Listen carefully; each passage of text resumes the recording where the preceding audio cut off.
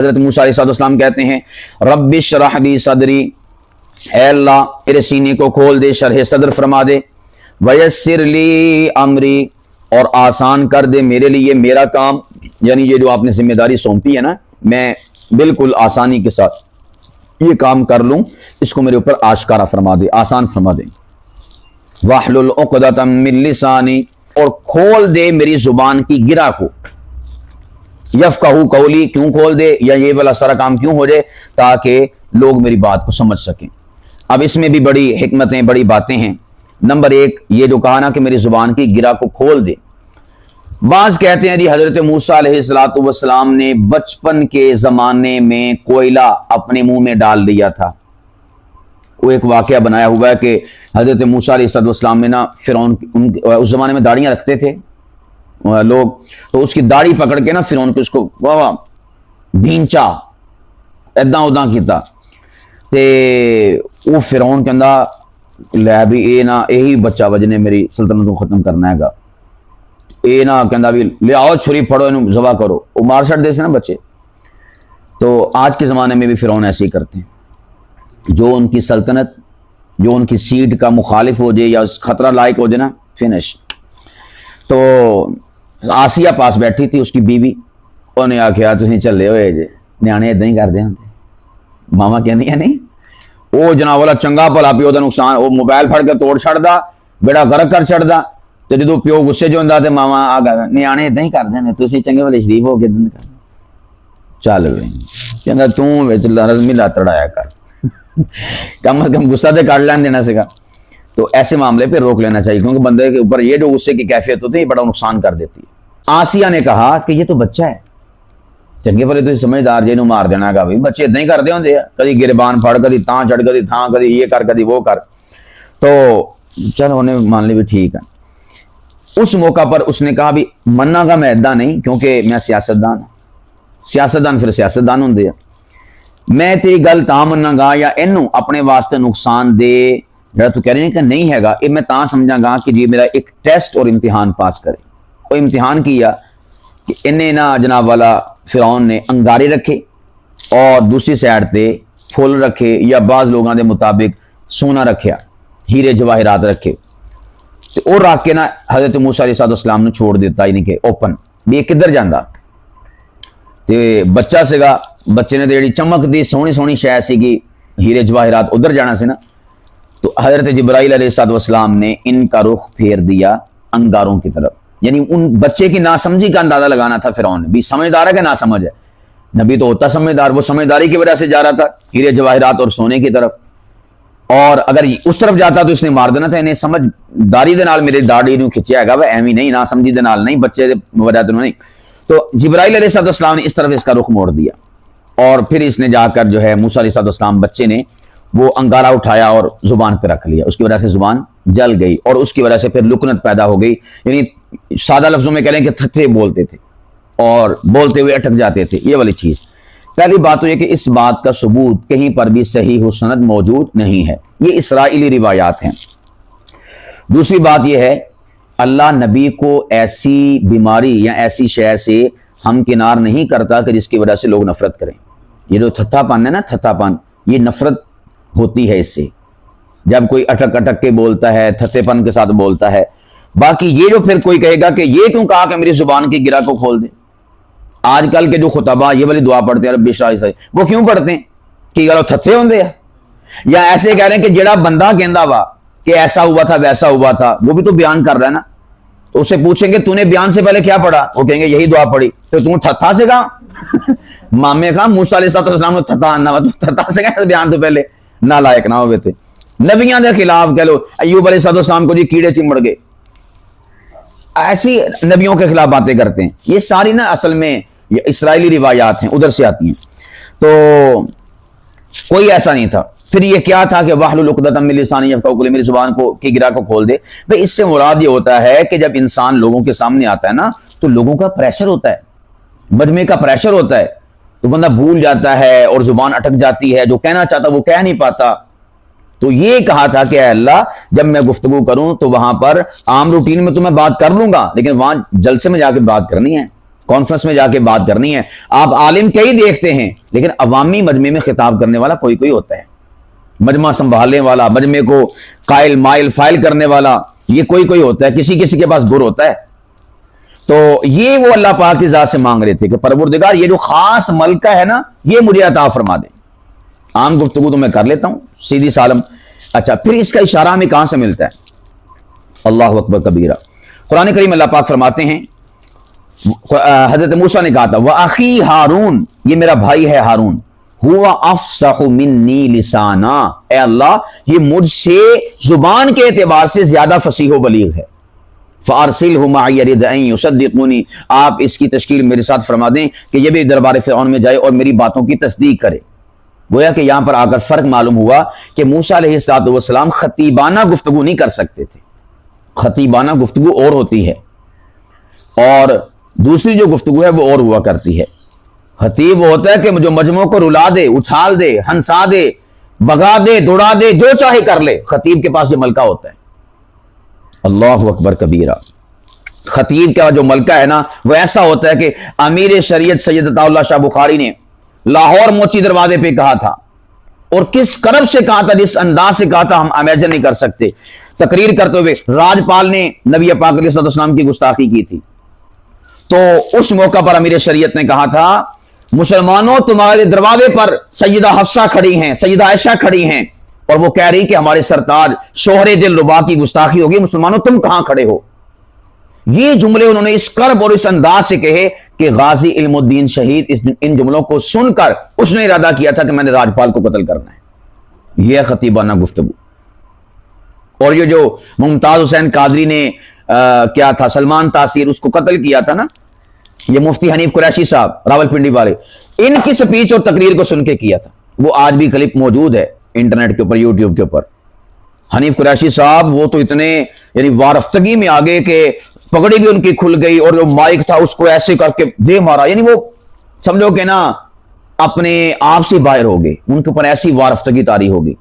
اس speech اور تقریر میں ممتاز حسین قادری بیٹھا ہوا تھا اور اس نے یہ سن کر اس میں یہ جذبہ پیدا ہو گیا خطیب کی اس خطابت سے, اس نے پھر تہیہ کر لیا کہ میں نے اس کو مار دینا ہے.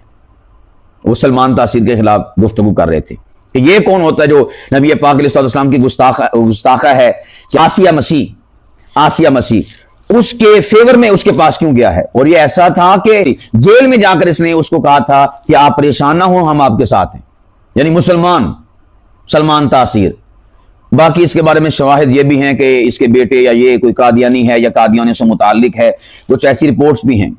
یہ کیسے مسلمان ہیں کہ جو گستاخہ رسول ہے اس کے جا کے اس کی فیور کرتے ہیں, اس کو کہتے ہیں پریشان نہ ہو, نام کے مسلمان ہیں منافق. میں نے ایک بات آپ کو عرض کی تھی کہ منافق کی آج کے دور میں پہچان کرنی ہونا سمپل سادہ نشانی ہے. مسلمانی کا دم برتے ہوئے رسول پاک علیہ السلام کی اہانت کرے, یا رسول پاک علیہ السلام کے گستاخوں کو سپورٹ کرے, یا اسلام کے کسی رکن کے خلاف بات کر جائے, اسلام کی کسی مسئلے پر بات کر جائے, سمجھ لو کہ بندہ منافق ہے. ورنہ منافق کو کوئی سینگ نہیں لگے ہوتے, منافق بھی ہمارے جیسے ہوتے ہیں. تو خطیب کی خطابت ایسی ہوتی ہے. علامہ خادم حسین رضوی, کتنا مجمع ہوتا تھا, کتنے افراد ہوتے تھے, کیسے ان کے اندر وارفتگی, جذبہ, شوق, ولولہ. میں کہتا ہوں کہ ان سارے کے سارے بندوں میں سے ہر بندہ ایٹم بم تھا. وہ کیا تھا, اس خطیب کی خطابت تھی. حالانکہ علماء تو کئی سارے ہیں, لیکن جب وہ میں نے ان کو لائیو بیٹھ کر سنا ہے, ادھر بابا چک میں آئے تھے, تشریف لائے تھے سامنے بیٹھ کر, اور پھر ان کی گاڑی کے پاس بھی میں اسپیشل گیا قریب سے دیدار کرنے کے لیے. میں ان کے جنازے پر بھی گیا تھا. سچی بات ہے کہ اتنی توانا اور مضبوط آواز تھی نا خادم حسین رضوی, میں کہتا ہوں کیا ہی بات ہے. دو شخصیات کے بارے میں کہتا ہوں کہ وہ زبان سے نہیں بولا کرتے تھے, دل سے بولتے تھے. ایک امیر عظیمت حضرت علامہ حق نواز جنگوی شہید, اور دوسرے امیر المجاہدین علامہ خادم حسین رضوی رحمۃ اللہ تعالی علیہ. یہ زبان سے نہیں بولتے تھے, دل سے بولتے تھے. تو یہ بھی خطیب تھے. کیسی ان کی خطابت تھی کہ جس نے امت مسلمہ کے مردہ دلوں میں عشق مصطفیٰ کی روح ڈال دی اور چراغ روشن کر دیے. تو میں عرض کر رہا تھا کہ ایک ہوتا ہے خطیبانہ گفتگو کرنا, ایک ہوتا ہے سادہ گفتگو کرنا. یعنی اس سادہ گفتگو میں علم ہوتا ہے, حکمت ہوتی ہے, دانائی ہوتی ہے, لیکن جو خطابت والے انداز میں کرنا ہوتا ہے نا, وہ چیز نہیں اس میں پائی جاتی. وہ جو خطابت ہوتی ہے وہ انسان کو میں کہتا ہوں کہ انسان کے 14 طبق روشن کر دیتی ہے خطابت. اور میں کہا کرتا ہوں کہ جو مدرس ہو نا، پڑھانے والا، کوئی بھی شے، کوئی بھی فن، اسے خطیب لازمی ہونا چاہیے. یعنی خطیب سے مراد یہ ہے، یا یوں کہہ لیں کہ جو خطباء ہیں، چلو مدرسین کو چھوڑو، جو خطباء ہیں انہیں مدرس لازمی ہونا چاہیے. کیونکہ ایک ہے سمپل سادہ مدرس جو خطیب نہیں ہے، اور ایک ہے خطیب مدرس. جس طرح سے اس خطیب مدرس نے کتاب و سنت کی یا تعلیم کی یا تربیت کی یا نالج کی باتیں اپنے طلباء پر واضح کر دینی ہے نا، ویسے غیر خطیب مدرس نہیں کر سکتا. جو اللہ نے اس کو ٹیلنٹ اور ملکہ عطا فرمایا ہوتا ہے، اس کی خطابت بھی اس میں کار فرما ہوتی ہے، فصاحت بھی کار فرما ہوتی ہے، بلاغت بھی کار فرما ہوتی ہے، اور اسی طور پر ادبیت بھی کار فرما ہوتی ہے. ساری کی ساری چیزیں اس میں شامل اور داخل ہوتی ہیں. تو یہ اللہ پاک کی ذات نے ایک خاص ملکہ رکھا ہے خطابت کا، جو کسی کسی کے حصے میں آتا ہے. یہ وہبی بھی ہوتا ہے اور کسبی بھی ہوتا ہے. وہبی اور کسبی جب ان کا سنگم ہو جاتا ہے، ملاپ ہو جاتا ہے، تو پھر ایک سمجھے کہ خوبصورت پکچر ایک علم والے کی اور زبان والے کی سامنے آتی ہے. یفقہوا قولی، تو یہ جو دعا مانگتے ہیں یا موسیٰ نے مانگی تھی، یہ صرف اس مقصد اور پرپس کے لیے تھی کہ اے اللہ، عام گفتگو کرنا وہ تو ایک روٹین کی گفتگو ہے، مجمع میں جا کے بات کرنا اور جلسے میں جا کے بات کرنا یہ اسپیشل گفتگو ہے، خالہ جی کا واڑا نہیں ہے. کہ میں ایک جملہ بول دیتا ہوں کہ خطابت کیا ہے.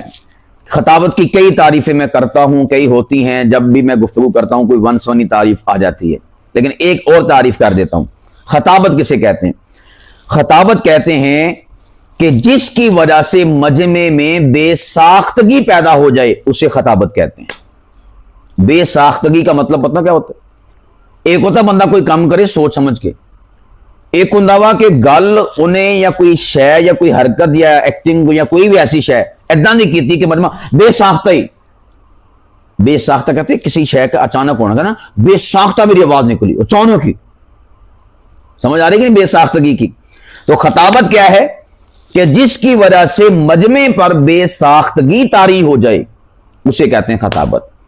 تو یہ بھی آپ جائزہ لے سکتے ہیں کہ کون کون ہے کہ جس کی وجہ سے، جس کے بولنے کی وجہ سے مجمع بے ساختہ ہو جاتا ہے، مجمع سے اپنے آپ کو کنٹرول کرنا مشکل ہو جاتا ہے، وہ آپے سے باہر ہو جاتا ہے، بولنا نہیں چاہتا پھر بھی بول پڑتا ہے، کہنا نہیں چاہتا پھر بھی کہہ کر جاتا ہے، اور وہ ہلنا نہیں چاہتا، ہاتھ اٹھانا نہیں چاہتا پھر بھی ہاتھ اٹھا جاتا. کئی خطباء کو آپ نے سنا ہوگا وہ کہتے ہیں تسی اپنی زباناں تے یا منہاں تے ہاتھ رکھ لو، لیکن جملہ ایسا ہوئے گا کہ تسی اپنے آپ بولو گے، یا جڑا شروع تو لے کے ہون تک نہیں نہ بول سکیا، یہ جملہ ایسا وا، یہ جملہ ایسا کہہ لو بھی قیمتی ایڈا وزنی ہے گا، تسی اپنے آپ بولو گے.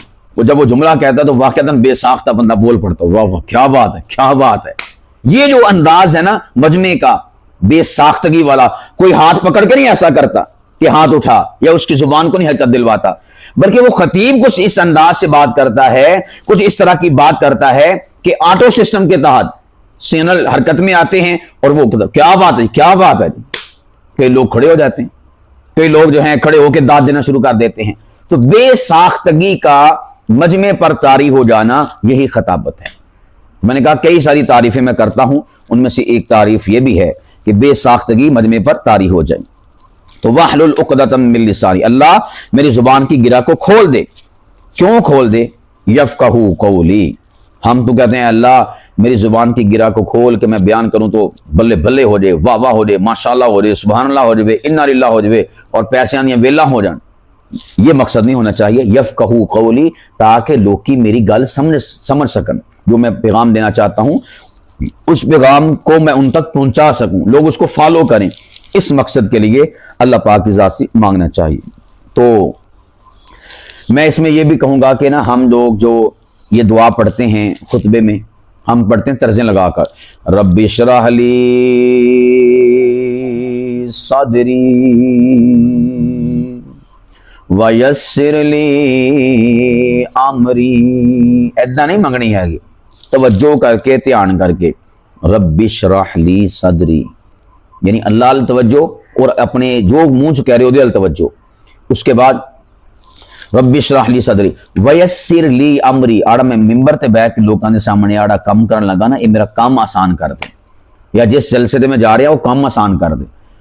اور واحلل عقدۃ من لسانی یفقہوا قولی، اللہ سونے میریاں زبان دیاں گراں کھول دے، میں گل کراں تے پوری سلاست نہ ایں کہ جداں چھلاں پانی دیاں آ رہیاں ہوندیاں بغیر کسی رکاوٹ تو، بلکہ کوئی رکاوٹ بھی آوے تے وہ بھی نال بہا کے لے دیں، ایداں میری زبان نو جاری و ساری کر دے کہ بولدا رواں لفظ پہ لفظ نکلیں، جملے پہ جملہ نکلے، اس طرح کی میری زبان کو جاری فرما دے، یفقہوا قولی، تاکہ جب میں بات کروں تو لوگوں کو سمجھ بھی آوے، لوگ یہ نہ آکھن پتہ نہیں مولوی صاحب کی آندے سے منو تے نہیں کوئی سمجھ آئی، نور دین تینوں سمجھ آئی منو تے نہیں کوئی سمجھ آئی ہے، نال چاہے تے چسکی لا کے اخبار سیدھا پٹھا کر دے پتہ نہیں گھی آندے پے سے مولوی صاحب منو تے میرے تے بلے کچھ نہیں پیا آئے گا، جے تیرے بلے پیا تے منو دس دے، ایداں دا کام نہ ہوئے، یفقہوا قولی، لوکی تیری گل نو سمجھن، اس طرح اے اللہ میری بات کو لوگ سمجھیں، مجھے اس بات کی توفیق عطا فرما۔